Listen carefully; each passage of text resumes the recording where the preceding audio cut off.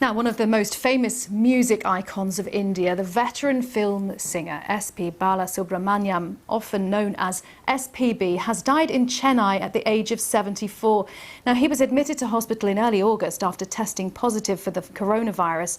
Seen as legendary in South Indian cinema, he's recorded more than 40,000 songs in a career spanning 50 years, performing in more than a dozen languages. Well, India's Prime Minister Narendra Modi has paid his tributes to the singer. On Twitter, he said India's cultural world is a lot poorer with the loss of SPB, a household name across India.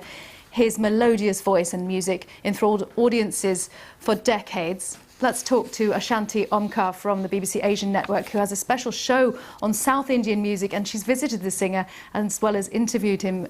And just tell us, Ashanti, I mean, he is an absolute legend. He was prolific with his recording of songs. Just tell us what this means to India.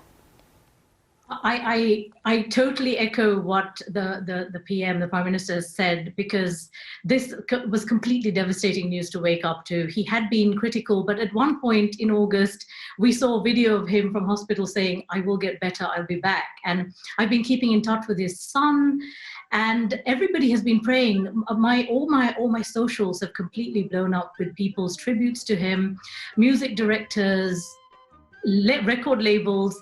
Everybody is mourning his passing. Although he has given us so much music, we knew there was so much more to him that he could have given us. And this is what's made us really sad, because from day one, he had this certain dulcet tone to his voice, this emotion that he brought that completely grabbed us, and it never left him. Even very recently, he recorded with Ilayaraja, the legend of India. They were great friends.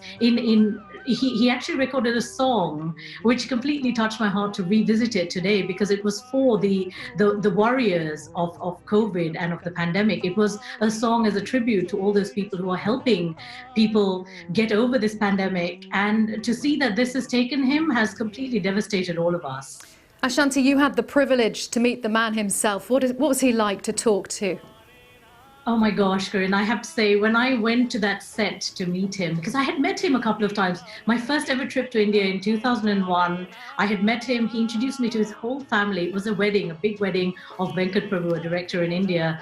And that was my first ever trip to India, and the warmth that he exuded there was just magnificent. And then I'd met him backstage at a show in Toronto, and then going to India and walking onto this set. He was actually acting in a film that his son had been producing at the time. And this man was just magic, is all I can describe him as. Because one thing he said to me that I will never forget is that when I kind of quoted these figures and said, "My gosh, you are so humble for somebody who's done so much," and he just said to me, "All I'm doing is just telling the truth. I always tell the truth, and that is what I'm about. And you know, all of these things are things that I do on a daily basis. I haven't found that this is anything special." So he just believed that, yes, I'm being called to do these things, let me do these things. And he was just magic. He wanted to feed us on set, and it was just amazing. And I will never forget that memory. I put it up on my socials because that is that one memory for me that will always stay with me all through my life. And I was kind of born into his music. I heard his voice from the time I was a baby, and we lived in Nigeria. I heard some of his songs again and again, especially from Sankaraparanam. And I've been learning classical music, and what can I say? Ashanti, I'm sorry we have to leave it there. It's really been good talking to you. Ashanti Omkar from the BBC Asian Network, sharing her memories of SPB as he was known.